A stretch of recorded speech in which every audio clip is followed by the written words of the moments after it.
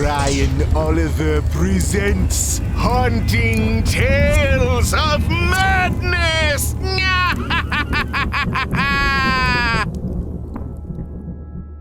The tile in Hank's shower. It had been a long night. Hank coughed and coughed. He got up and took some medicine.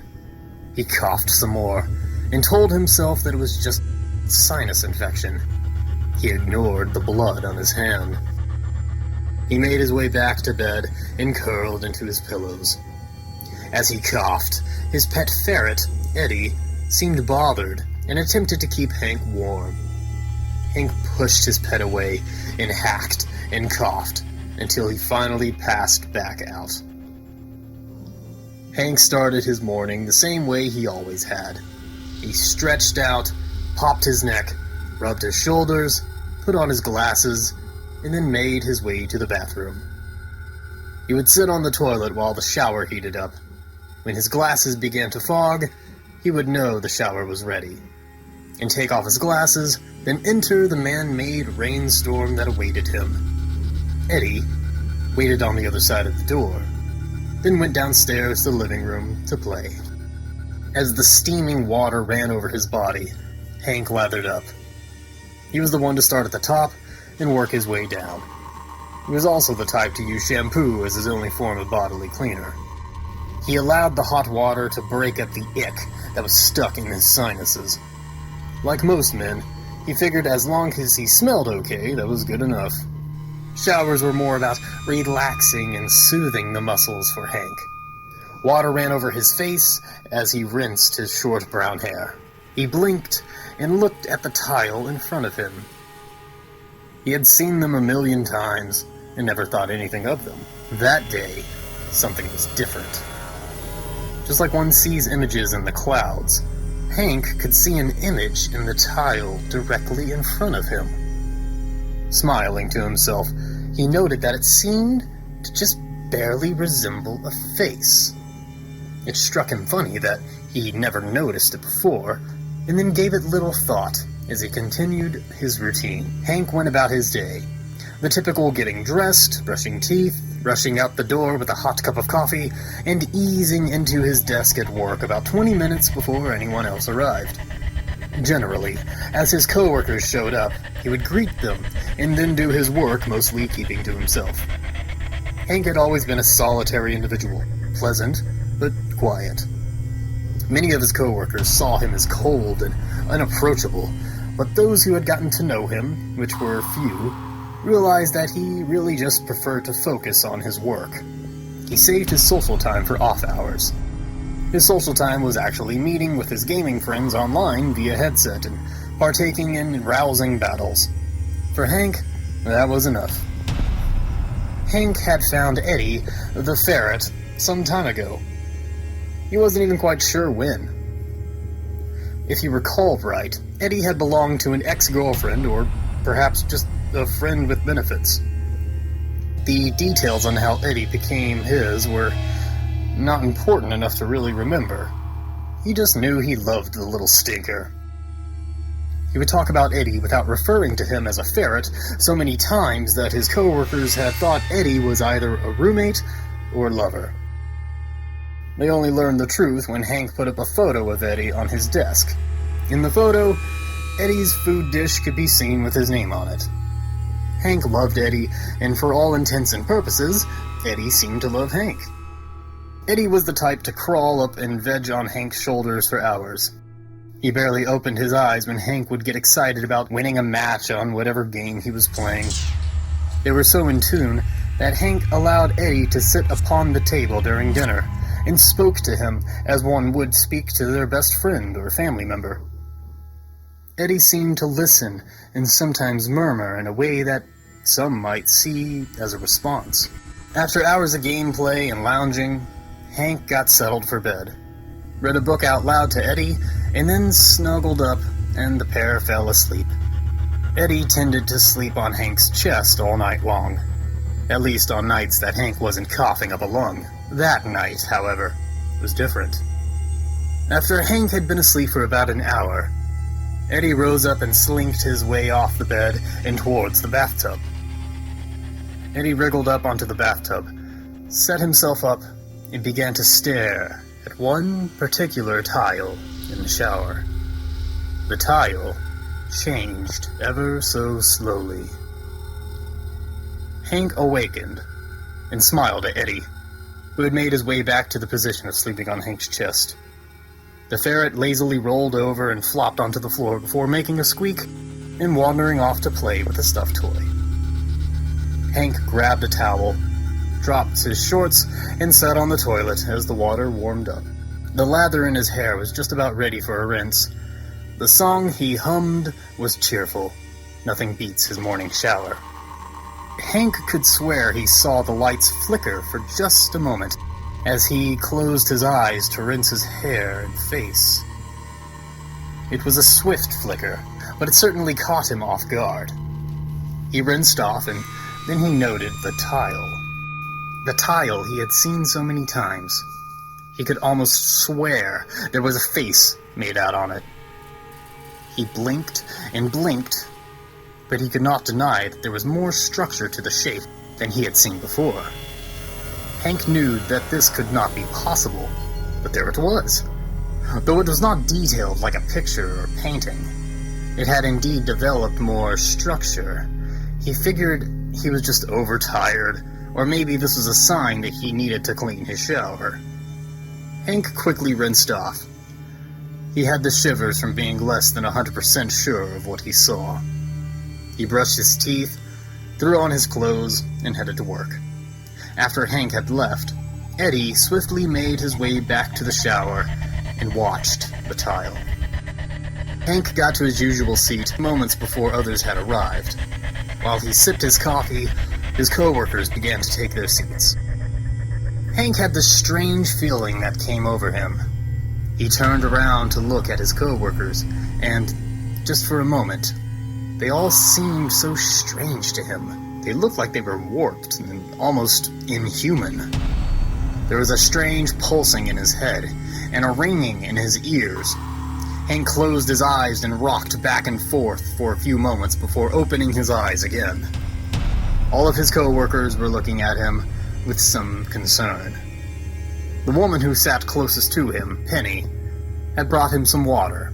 She smiled kindly. "Hank, are you feeling well? I got you some ice water," Penny said. Hank simply smiled and took the water. He drank it slowly, and then, like a cowering child, turned around to face his workstation.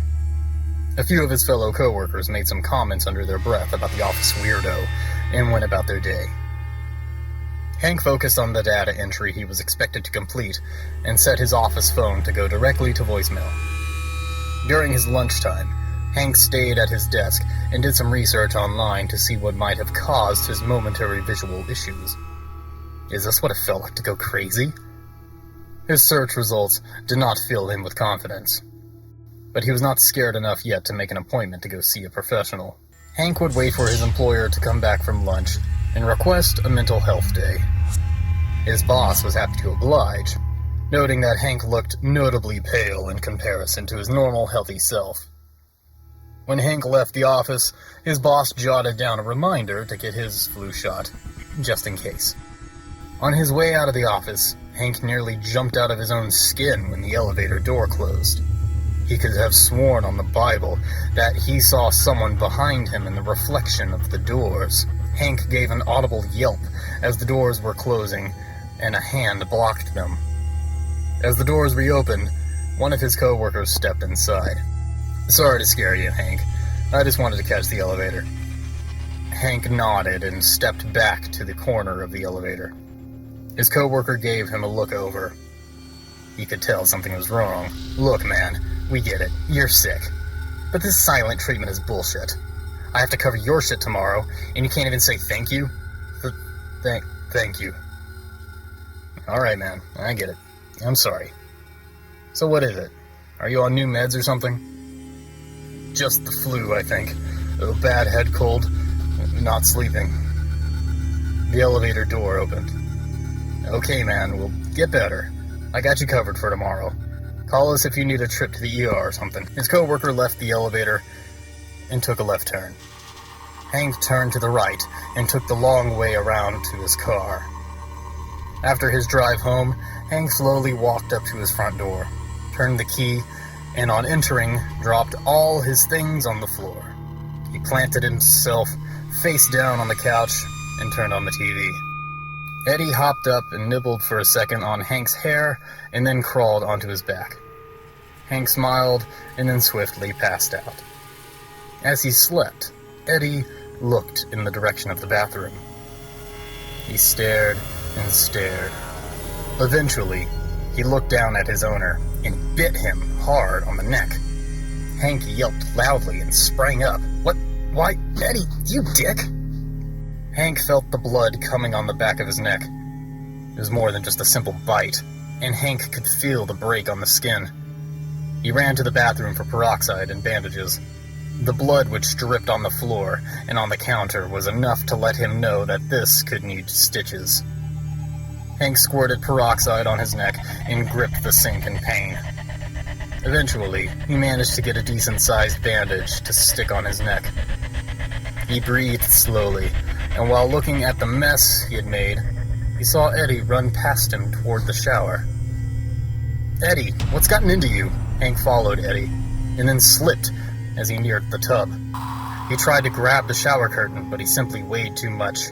As he fell, the curtain fell with him. Hank bashed his head against the shower wall and slid into the tub.